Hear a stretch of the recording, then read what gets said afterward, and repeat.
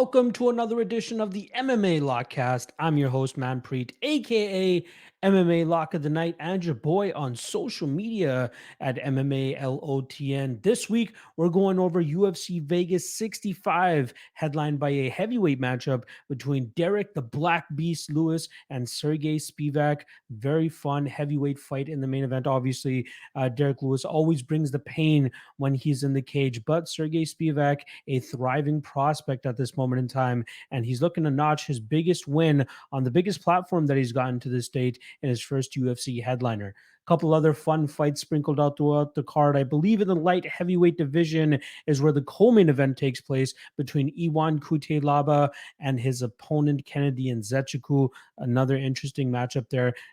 Interested to see how that one plays out. A couple other fun fights sprinkled out throughout the card. We got the UFC debut of highly touted prospect Teresa Bleda. She's going up against Natalia Silva, who had a very successful UFC debut back in June.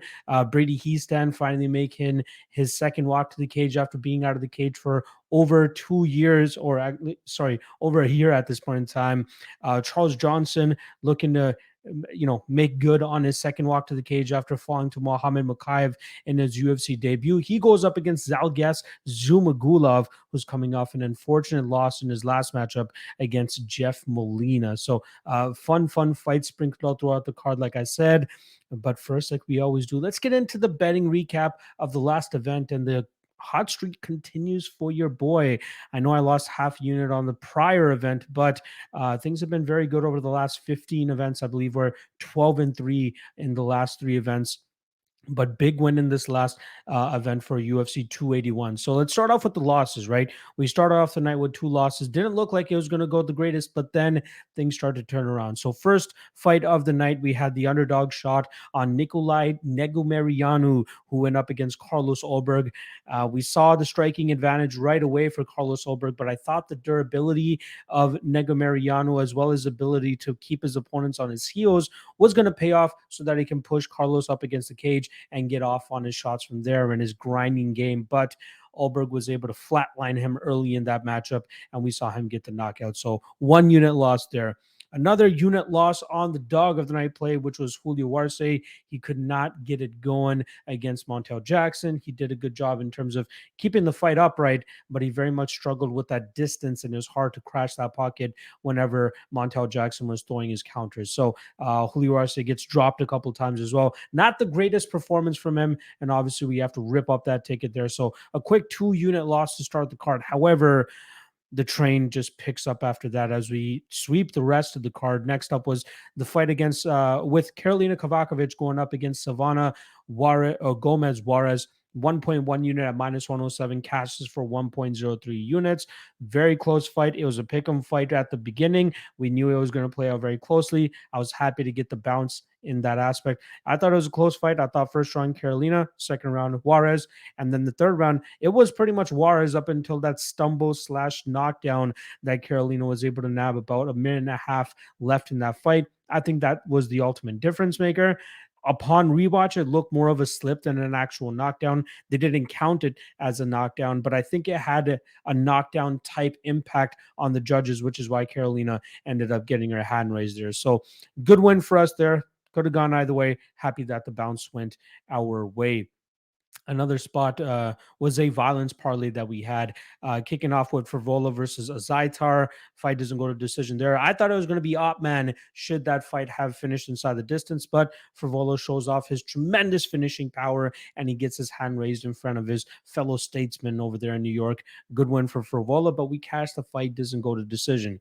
Another spot where we had the fight doesn't go to decision is the light heavyweight bout that took place on the prelims between Ryan Spann and Dominic Reyes. Very unfortunate loss there for Reyes. The guy just cannot put it together. Now that's 3 straight losses, all coming via knockout.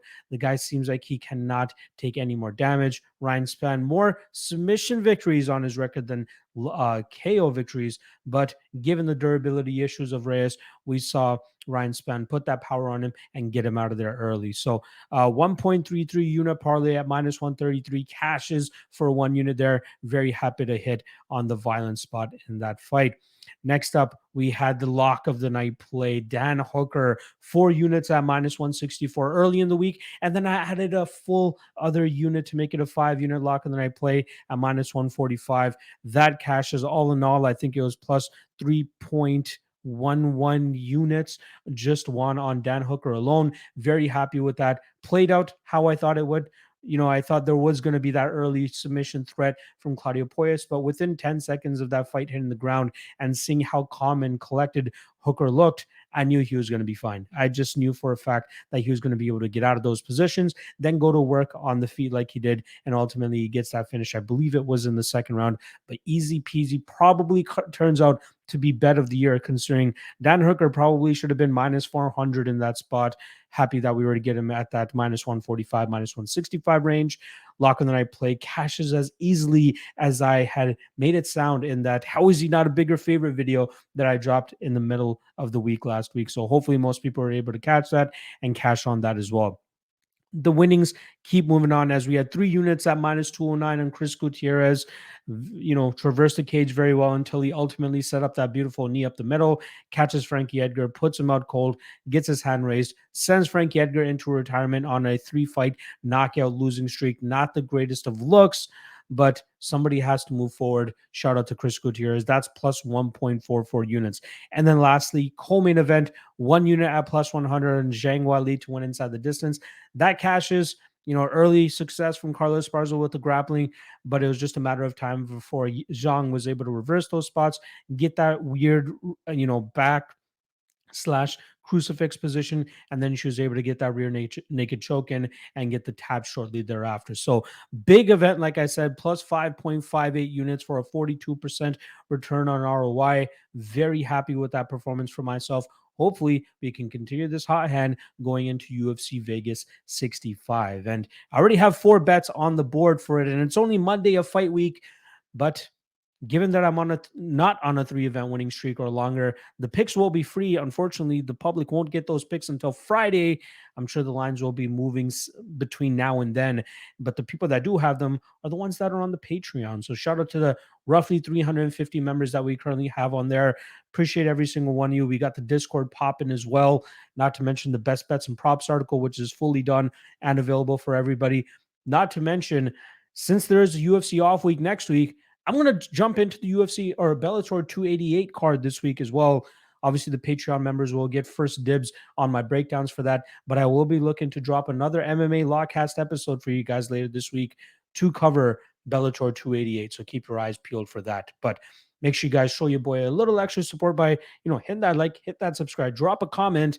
But if you want to go that extra step, $5 a month, link is in the description below for the Patreon. No long-term commitments. If you don't like what you get after this weekend, you can cancel. You still get the rest of the month, but then by the 1st, you won't get charged again. I promise you guys won't deactivate it anyway. So check it out. $5 a month. It doesn't break the bank. That's what I want to do for you guys while giving you guys sound and high-level advice as well.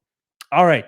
Let's not waste any further time. Let's get into this fight card. I believe there's 13 fights in total. First of which starts us off in the women's flyweight division. We got Natalia Silva coming in as the minus 170 favorite and Teresa Bleda coming in at plus 145. Now, Bleda obviously was the a signee from this most recent season of the Dana White Contender Series, and she put on a decent enough performance, although at minus 600, you would expect a complete shellacking, but she managed to keep that fight in her realm the entire time against Nayara Maia. I did have a little bit of a poke on Maia that fight because I saw the grapple-heavy approach from Bleda, and I thought that Maia, with her grappling prowess, would be able to make that a little bit closer, but Bleda stopped every submission attempt and just pulverized her from on top. Big win for her there, ultimately signing her to the UFC. On the regional scene, she mainly had her fights over in that Czech Republic promotion called Octagon, and she fought a former UFC fighter, and Lucy Pudilova landed multiple takedowns in that fight. It was an exhibition matchup, which kind of made me scratch my head a little bit because that means that Bleda wasn't a full-on professional at that point in time, whereas Pudilova actually was. But the weird rule in that matchup was that every time that she landed a takedown, they stopped the fight. They got right back to the feet. And on the feet, Lucy Pudilova was having her way with her, not blowing her up, but having success in the damage. but Bleda still ended up winning that fight by decision. Not entirely sure how they scored the takedowns and why Bleda kept going to it, especially with that fight continuously getting stood up as soon as they hit the ground. But she managed to get her hand raised. And that is a strong part of her game, is the takedowns. She's able to corral her opponents into positions that she finds strong for her. She gets her hands around them, she gets them to the ground, and then she does phenomenal work on top. Her striking game is definitely becoming a lot better than it was earlier in her MMA career, and I think we'll see those improvements on full display here. Natalia Silva came into the UFC after a roughly 2.5-year layoff since she had initially got signed to the UFC, and she pulled off an upset as a plus 190 underdog against Jasmine Jasdovicius. I believe that fight took place back in June. She utilized beautiful lateral movement as well as, perfect timing in terms of when to stop that movement, to throw a couple big strikes and then get back on her bicycle. Jasmine could not get a beat on her at all, and we saw what happened as that fight started to wear down. She got more frustrated. She was whiffing at air a lot because of the movement of Silva, and even when the fight did hit the ground, we saw that jiu-jitsu of Silva showcase itself, and she was able to get out of bad positions and get back to the feet. But I think she's going to be running into a little bit more trouble here against Bleda, who I think will do a better job in terms of corralling Silva into positions that she needs to, so that she can, one, get the crisper and better strikes off. And although Silva throws with a lot of heat, she leaves herself exposed because of how well that she throws when she is on the feet. She has a Taekwondo background, so you see a lot of her offense coming from her kicks, but when she throws her hands, that's where she leaves herself susceptible to be countered. And I think that Bleda, who has shown a solid striking improvements, shows that she can throw that 1-2 down the middle and potentially counter effectively here. But I think she'll be able to get her best work done when she's able to get this fight to the mat. A little bit of concern considering how active Silva is off of her back, but considering that we're getting underdog money here on that highly touted prospect in Teresa Bleda, I think it's a good spot to take a shot on her, right? Usually we see that market overcorrection whenever there's an underdog that wins. In the next fight, they're more than likely the favorite, but I think that people start to overblow their expectations because of what they saw in the previous fight. So let's take recency bias into our benefit here and take Teresa Bleda, who has a very solid skill set and the skill set required to beat a girl like Natalia Silva. So starting off the card, I'm going to be going with the underdog here in Teresa Bleda to grind this fight out, keep Natalia Silva static for the most part, and then do her best work when she's able to get off her damage in the striking realm, as well when she's able to get this fight to the ground. Stay safe in those submission opportunities from Natalia Silva, pass the guard, get into half guard, controller, land damage from on top, and win this fight via decision. So Teresa Bleda is my pick to kick off the card here, to pull off the upset and take on home that victory. Next up, we go to the men's bantamweight division, and we got Fernie Garcia coming in as a plus 135 underdog in his second trip to the octagon. He takes on Brady Hiestand, who's coming in at minus 155, and he'll be coming into this second fight in the UFC cage as well. Very fun fight here between a solid boxer in Fernie Garcia, who showcases solid boxing combinations, good hand speed, and decent enough footwork as well to help him fuel that striking onslaught that he usually puts on his opponents. Brady Hiestand, more of a grappler, but we will see improvements from his striking game, considering the interesting thing that I found out about him while researching this matchup. Apparently, he blew out his ACL the first week that he was on The Ultimate Fighter, kept it a secret, and managed to get to the finale of The Ultimate Fighter where he still had a torn ACL. He had a very spirited effort against Ricky Turcios that night, came up on the losing end in a split decision loss. Very close fight, could have gone either way, but it was very much impressive that he was able to get that far on a torn ACL. Now here he is about 12 to 13 months after that surgery and after that last fight that he had, and I think we're going to see a much better version of him. He'll be, I believe he's 23 years old. He's had a tremendous amount of experience against legitimate competition on the regional scene up until this point, and I think that's going to help him out in a matchup here against Fernie Garcia, where he might get outstruck on the feet, but I think he can stay competitive enough until he can get his grappling going. He has over 10 plus years of experience on the wrestling mats, and you see that fully on display when he steps inside the cage. He's very hard to deal with because he's a strong grappler. He knows how to utilize his jiu-jitsu behind that, and I think that's ultimately why he's going to get his hand raised in the spot. He trains out of the Sick Jitsu camp, which is mainly known for fighters like Michael Chiesa, Juliana Pena, Sam Cecilia, and a couple other guys. I believe Terrence McKinney spent time over there as well. but a lot of that camp, even from the names that I said to you guys outside of Sam Cecilia, a lot of those based around wrestling and jiu-jitsu, and you can see exactly that type of archetype of fighter in Brady Hiestand when you see him compete. So I think we'll see him land the takedowns here, right? Fernie, not a bad grappler in his own right, but I think he's going to get out grappled here. And knowing that Brady is going to be at 100%, knowing that he's fully recovered from that knee injury, he should be able to put some solid work together here and grind this fight out over 15 minutes. So I do lean Brady here. My slight concern is like if there is that little bit of overconfidence since returning from that knee injury, maybe that we're seeing maybe it might not allow him to fight at his best ability, especially when he's dealing with that hand speed and combination striking of Fernie Garcia. But should he come even 80% close to what he used to be, I think he absolutely styles on Fernie Garcia here and outworks him and then outgrinds him and wins this fight via decision. So give me Brady as the favorite in the second fight of the night. Third fight of the night brings us to the women's strawweight division.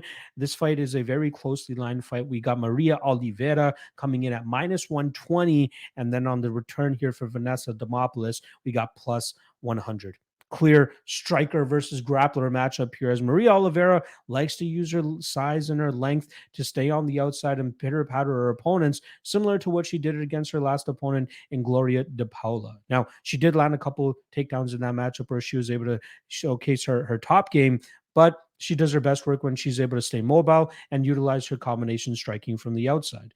We saw her, have some decent success against Tabitha Ricci, but when Ricci was able to get the fight to the ground, Oliveira very much struggled to get back to her feet unless she had the help of the cage. And I'm not saying she grabbed onto the cage, but she used it to push off and work her way back to her feet. But it was just a matter of time before Tabitha Ricci was able to get the fight to the ground. Vanessa Demopoulos is a very strong, compact fighter who utilizes her grappling to her advantage when she can. She will likely be outstruck on the feet here, but I'm trusting that her and her coaches over there at Fight Ready MMA know what her path to victory is here. Get this fight to the ground. And she showcased solid strength and clinch work against a strong fighter in Jinyu Fry in her last fight. And even though a lot of people scored that fight for Fry, we saw some good things from Vanessa in that fight to keep it close and to keep it very competitive, just as I think she'll be able to do here against Oliveira. I don't think Oliveira has big power in her feet or in her strikes that will cause Vanessa Demopoulos to be timid from the outside. I think we'll see her cross the pocket, push Maria Oliveira up against the cage, eventually drag this fight to the ground. And I think it's just a matter of time before she eventually finds a submission victory. Now, I get it. People are thinking, if Tabitha couldn't submit her, why will Vanessa be able to? I think Vanessa will see a little bit more of an offensive-minded game from her. Tabitha was fine to just stay in that full guard and just do damage from there, whereas Vanessa does a good job in terms of passing guard, getting to some good positions, and looking for submission finishes. Even when she is on her back, she's very active with her guard, just as we saw when she got knocked down by Silvana Gomez Juarez, and she still pulled off a armbar victory in that matchup. She's very flexible. She has a lot of dexterity in her hips and her legs. And I think that's going to allow her to get those submission opportunities once this fight does hit the ground. So I do like Vanessa Demopoulos, right? That's two women's MMA underdogs that I'm taking here because I see the value in them. I see the advantages that they have. I normally go with the grapple heavy fighters, which is what I'm doing in these two matchups. I do think that we'll see Demopoulos get those positions when she needs it. And I think a submission opportunity will eventually find itself here. Hopefully she can get this fight to the ground. And even if she doesn't, that cage push that she has, then she can land damage from there. That should allow her to get up on points as well, should this fight go the full 15 minutes. She just cannot allow Maria Oliveira to dance on the outside and just pitter-patter her. Seeing what I've seen from Vanessa and knowing her coaches the way that I do, I feel like we'll see a solid enough game plan from her to allow her to utilize her grappling to the best of its ability so that she can either get the finish or get her hand raised regardless. I'm going Demopoulos via submission. All right, next up, we got the men's bantamweight division back on display here between Ricky Turcios coming in at minus 150. He's going up against Kevin Natividad, who's coming in at plus 130. Now, fun fight here again. Ricky Turcios always, throws a lot of output, especially in his last fight, threw over 230 significant strikes, only landed 11% of them, though. Ayman Zahabi obviously ended up getting his hand raised that night as he was way more effective with the lesser strikes that he landed, but still managed to get his hand raised. But Ricky Turcios, always active, all action, right? Even if it's empty volume, he's always throwing something and remaining active. In his fight against Brady Hiestand, he showcased, even if you take this guy to the ground, he does a good job in terms of staying active, whether it's throwing elbows or punches off of his back, disrupting the balance of his opponent so that his opponent can't posture up and get any damage off, or pushing on the hips and getting back to his feet. He does a very good job in terms of staying proactive in that sphere. And then on the feet, all action, all the time, always throwing output. You just never know if you're going to get, empty output or if he's actually going to be landing on his opponents. Kevin Natividad, if you only watched his last couple fights in the UFC, you'd expect this guy mainly to be a striker because that's mainly what he did. But if you look earlier on in his career, the guy likes to go out there and grapple. He has solid wrestling, good takedowns, and can do a very good job in terms of getting his opponents into uncomfortable positions. I'm not the most sold on his ability to control his opponents, as I wasn't really impressed with what I saw in the regional scene, but that just goes to show that this could make Turcios a solid spot in terms of working his way back to his feet should he get taken down, and then from there being more active in the striking. Natividad with his striking seems a little bit more, I don't want to say more disciplined, but like a little bit too patient at times. He has big power in his hands. Obviously, he's been able to get a couple of knockout victories on his record, but I think he's going to struggle with that movement and that output and that uncomfortable feeling that Ricky Turcios is going to put him here. So, again, Turcios, always tough to back as a favorite at minus 150, even because you don't know how effective he'll actually be with his output. And that's where I'll likely end up staying off of this fight in terms of money line perspective. Minus 150, I'm going to go to Ricky Turcios, but as of recording this, well, we still don't have the totals, and I'd be interested to see what the over 2.5 looks like. I'd expect it to be chalky, right? I'd expect it to be around minus 250, minus 300. But given that Natividad's last two fights have finished inside the distance, sometimes that influences the betting line.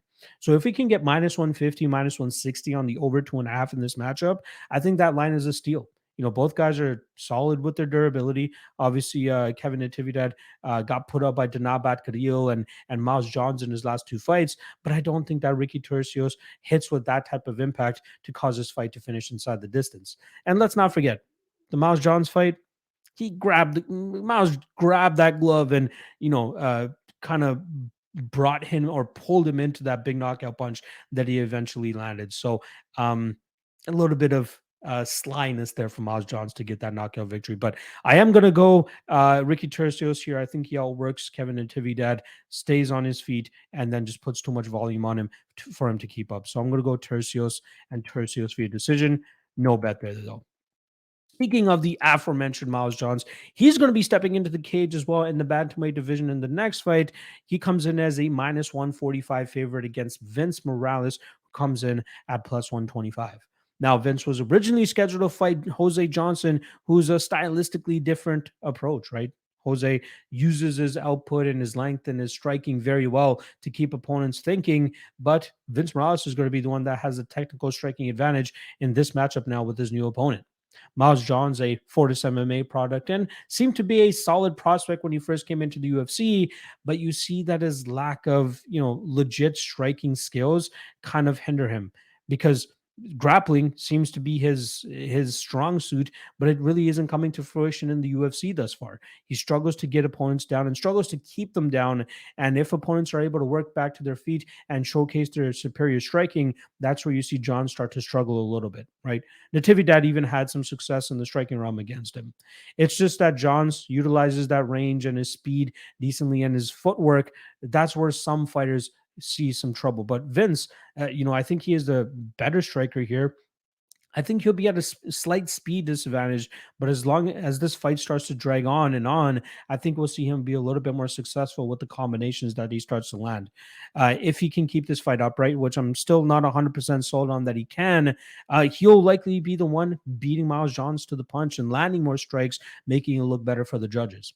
I've never really been a big Vince Morales fan. Obviously, you guys know that I had a lock of the night play against him in his last fight when he went up against Jonathan Martinez.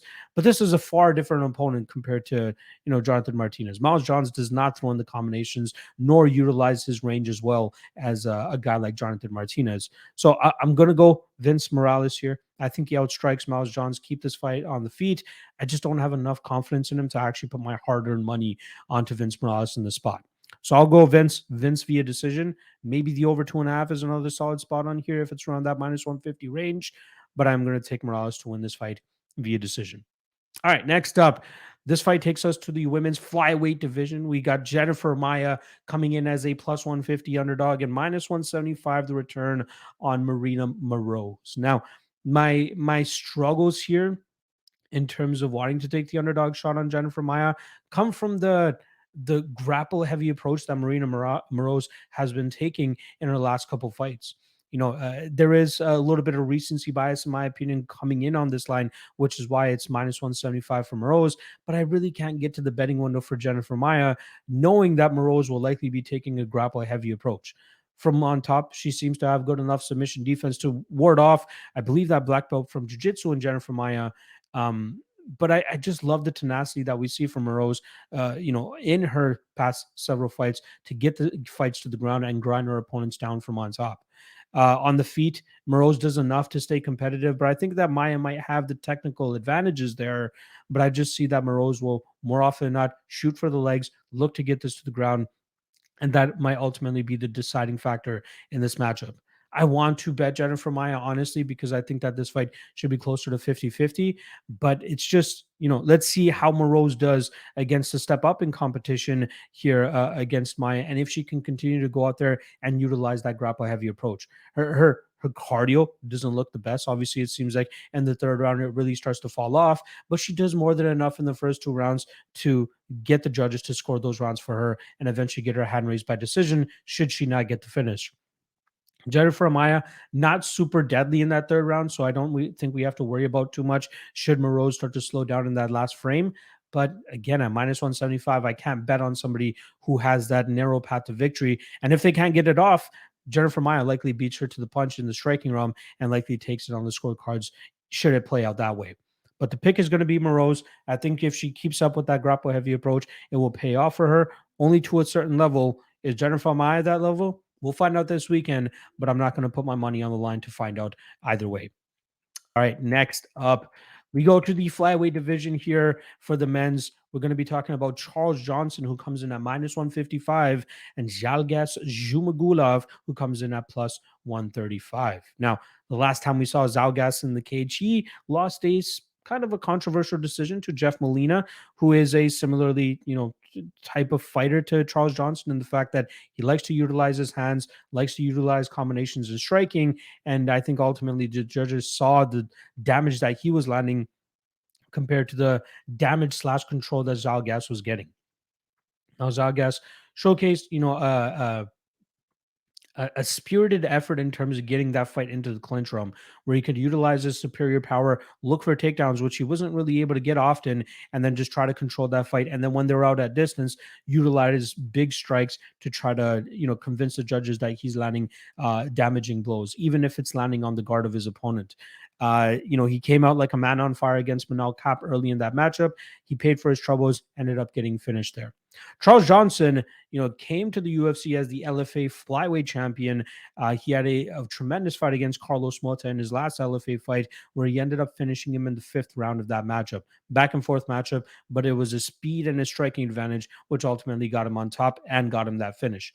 Against Mohammed Mokaev in his UFC debut, he came in as a big underdog, as a lot of people expected that Mokaev was going to get him to the ground immediately and look for that submission and get that finish. But Charles showed great takedown defense, kept that fight on the feet. And then whenever they were at distance, he landed good enough shots. But Mokaev was relentless that night and kept getting into those positions that he needed. Charles Johnson could get no offense off, unfortunately, for him that night. Here, though, I think we'll see Johnson showcase that takedown defense once again, as I believe Zhumagulov will look to get this fight to the ground. But I think more often than not, we'll see Charles at range doing what he does best. Output, strikes, speed, kicks, I think it's going to be a little bit too much for Zalgas here. Zalgas is a decent striker in his own right, but I think he's going to struggle with the size and reach disadvantage he'll be at in this fight.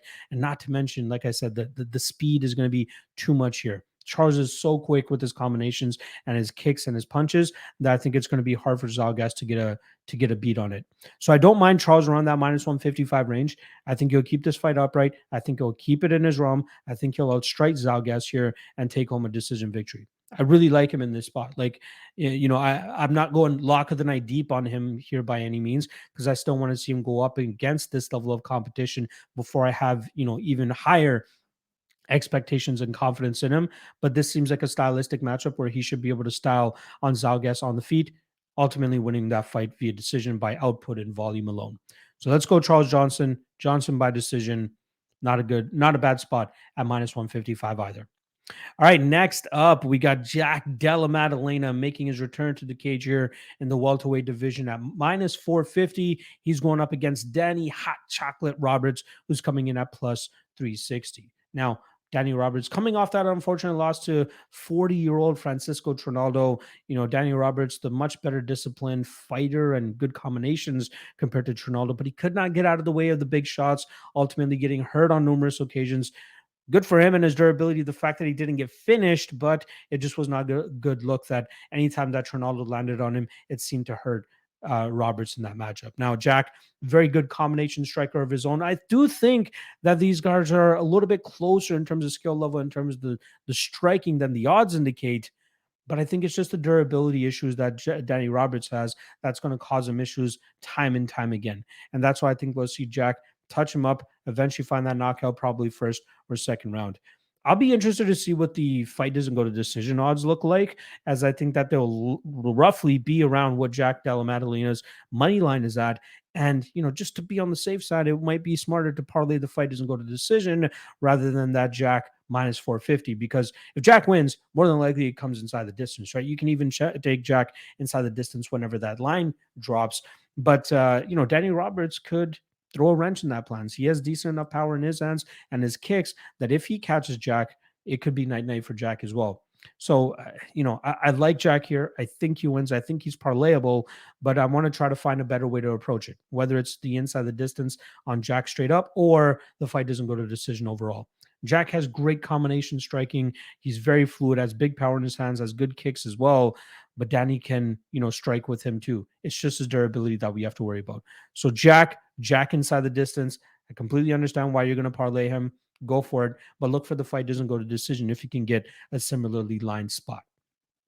All right, let's get to this next matchup, what takes us to the middleweight division. It's between Cody Brundage, who comes in at plus 155, and Rodolfo Vieira, who comes in at minus 180. Now, Cody Brundage, big win in his last matchup where he knocked out Trishan Gore with the, I think it was a lead right hand, but it didn't look good for him initially. I'll give him that, right? Like, he was going for takedowns relentlessly against Trishan Gore, could not get it off. And then on the feet, he started backing up. It looked like he was taking some big, deep breaths. And maybe the overconfidence of Trishan Gore allowed him to get that win because it seemed like Trishan just kept marching him down and throwing naked leg kicks. Eventually, we saw Cody Brundage counter him, get him out of there and knock him out. So good win for Cody there. But Cody at his best, he can utilize his grappling, right? Gets guys to the ground, grinds them out from on top. That's how he normally gets his wins. But we've seen him out grappled, right? Nick Maximov had, I don't want to say had his way with him, but had tremendous success controlling him, getting him to the mat, and getting his hand raised via decision in Cody Brundage's first UFC fight. Now he's going up against a more aggressive grappler in Rodolfo Vieira, who's going to be looking to choke out Cody should he get those positions. Vieira's striking game likely at a disadvantage here against Brundage, but he does a good job in terms of sticking to the meat and potatoes. We saw in his fight against Dustin Stoltzfus where he just used the 1-2 down the middle for the full 5 minutes of the first round. And then as soon as that second round started, that's where he started to get to his grappling. It seemed like he wanted to portion out his gas tank a little bit better, considering that he blew it in the fight prior and got submitted by Anthony Fluffy Hernandez. Now, I think that we'll see him go for the takedowns early in the spot. I think we'll see him, actually maybe not early, like he'll probably strike a little bit, wait for that takedown opportunity. And once it comes, he will get the fight to the mat. And then from there, I think it's soon thereafter that he'll eventually be able to find a submission. Cody is strong, but I think he'll eventually break under this pressure from Vieira, and then I think Vieira will get that submission victory, probably second round. Vieira, a little bit of a gas bag in his own right, but I think that he'll get those positions early enough in this matchup where he can eventually lock up that submission. Minus 180, though, it's hard for me to get on board with somebody with, gas tank issues at chalk like that. I'd be interested to see what his inside the distance number looks like, because I might be a little bit more keen to take that shot. But I think he's a strong enough wrestler here to get Cody Brundage to the ground. And then from there, I think his jiu-jitsu will help him up enough to eventually lock up that, I'm going to call it a rear naked choke.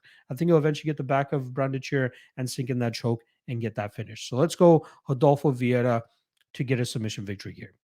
All right, next up, we got Muslim Salikhov coming in at minus 115 in this welterweight matchup, going up against Andre Fialho, who comes in at minus 105. Now, the last time we saw Fialho inside the cage, I believe it was UFC 275, where he came up short against why is his name escaping me right now? I had big money on him because he was my lock of the night play as an underdog that night. Why? Oh, Jake Matthews. Well, I don't know. I just had a big brain fart there. I apologize, guys. But I had Jake Matthews as my lock of the night play that night because it was absolutely disrespectful that Andre Fialho comes off of a knockout victory over Cameron Van Camp, and now he's a solid favorite over a tested UFC veteran who has a solid skill set. Absolutely insane to me. Jake Matthews beat him to the punch the entire night, eventually knocked him out. Big win. Gave us the shoulder shrug, right? The most one of the more iconic moments of this year. That cold shoulder shrug was just amazing from Jake Matthews. But Andre Fialho is slowly getting exposed as a power puncher. That's really about it, right? You couldn't catch Michel Pereira. Obviously, he caught Cameron Van Camp. Good win from there. But like the harder and deeper that you study on Andre Fialho, you see that like if he can't get that knockout, it's going to be hard for him to get his win, right? Against Miguel Baeza, he was getting outstruck until he finally started to land that big strike, and then eventually got Miguel Baeza out of there. Muslim Salikhov, better striker, but getting up there in age, and his durability might be taking a little bit of a hit. We saw him do decently in terms of staying away from the big power of Li Jingliang early, but it was just a matter of time before Li was able to find that chin and get that knockout victory. Fialho doesn't have the advantage of having a cardio game like Li Jingliang has. He starts to slow down as fights start to go on. So, yes, there is early danger for Muslim Salikhov, but if he can stay safe and use his kicks and his punches and his movement to stay out of the way of those big punches of Fialho, I think he starts to run away with this later on in this matchup. I could see him going for takedowns to try to slow down Fialho earlier than he normally would should he just treat it as a kickboxing matchup. So I do like Salikhov in this spot. I haven't bet him yet, but it seems like the money is coming in on Fialho, and I'm going to let this fight week continue to go on because we might get plus money and underdog money on Muslim Salikhov. And at that point, I think it's smart enough to take the shot on Salikhov, right? Fialho has big power, but it doesn't translate later on into fights. That's where I think he's going to run into trouble. So, yes, there is that early danger of Fialho, and maybe you could even bet Fialho round one as a head spot if you want. But I think that the longer that this fight goes, Salikhov will start to take over, and I think that his punches and his combinations are going to be too much for Fialho here. So I'm going to go Salikhov. I will likely bet him should he become an underdog here.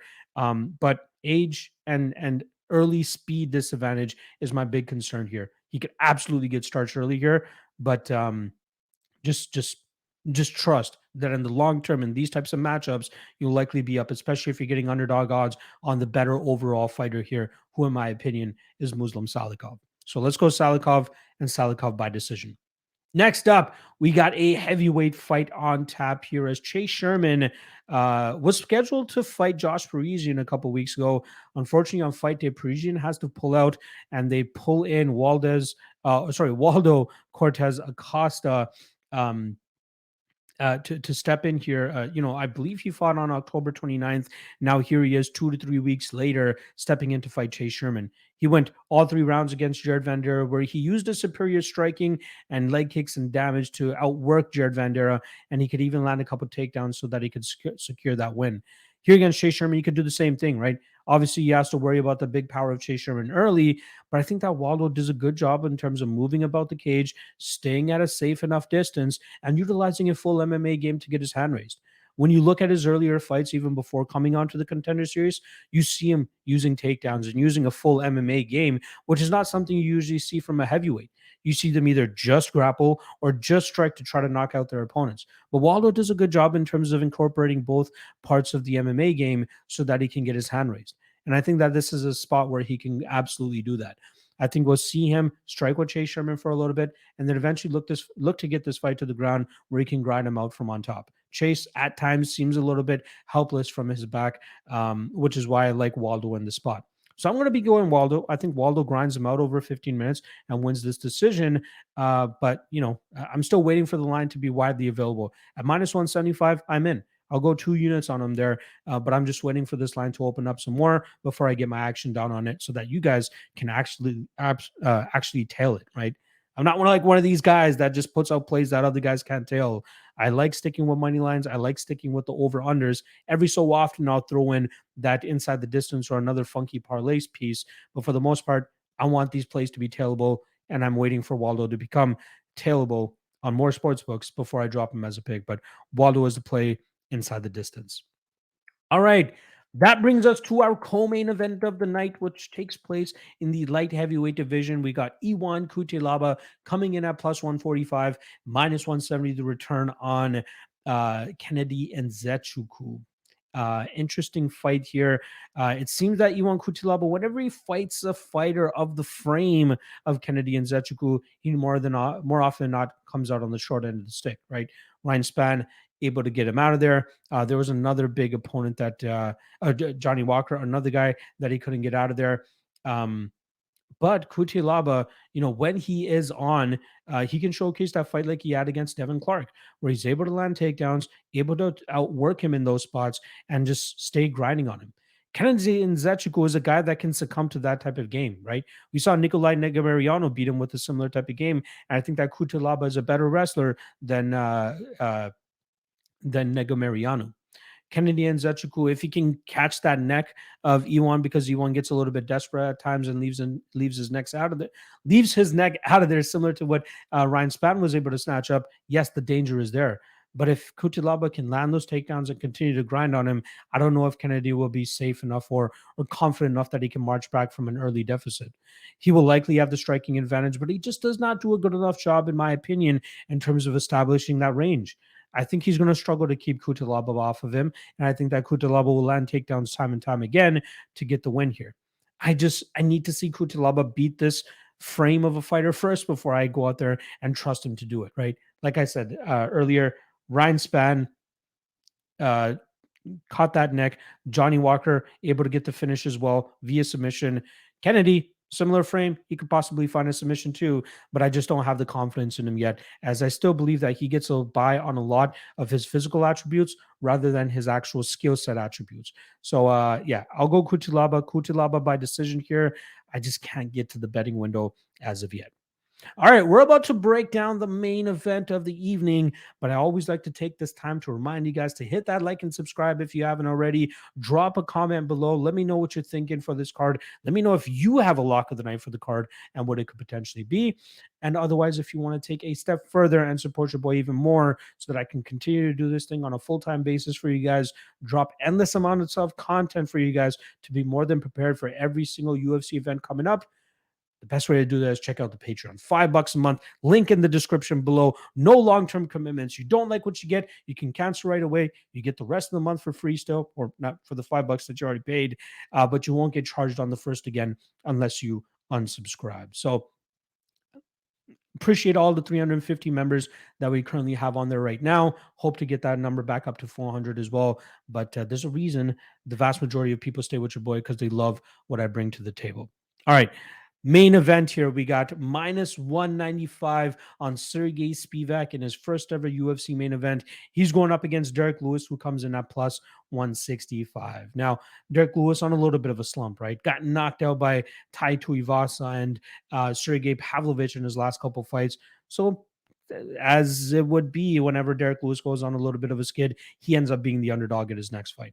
Sergey Spivac on a little bit of a run, right? Uses his takedowns effectively and does good work from on top against his opponents. That's what he needs to do here against Derek Lewis. But we've seen even the best grappler in the heavyweight division succumb to the big power of Derek Lewis. Curtis Blades, right? Curtis struck with him for the first round and probably should have stayed striking with him because in the second round, it seemed like he forced a shot out of himself, which eventually forced him right into that beautiful uppercut of Derek Lewis and put the lights out of Curtis Blades.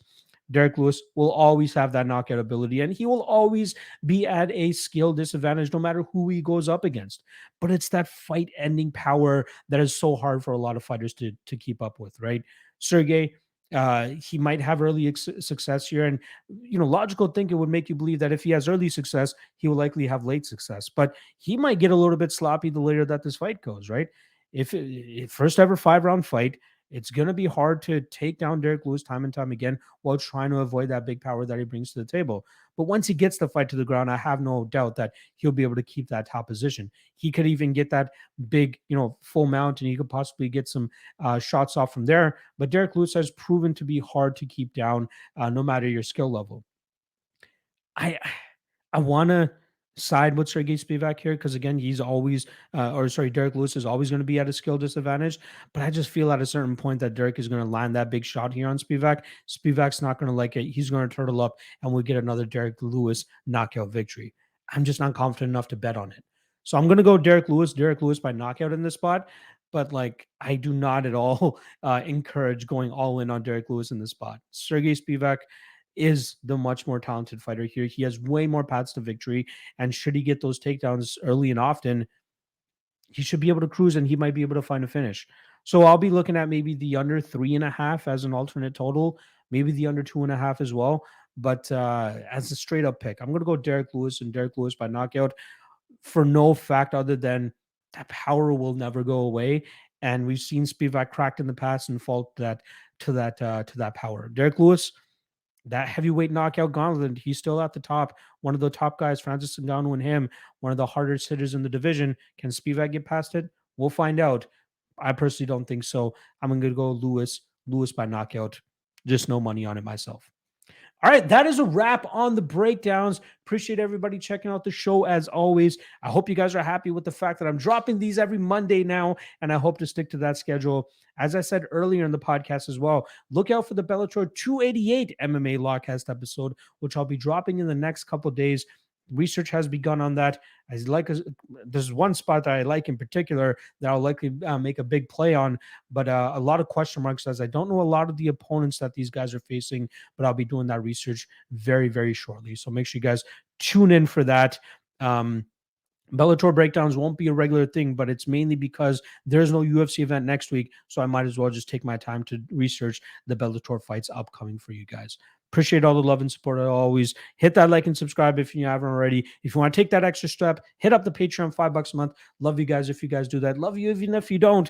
Just hit that like and subscribe and drop a comment. That's the least I ask. I promise. That's the least I ask. All right. I love every single one of you guys.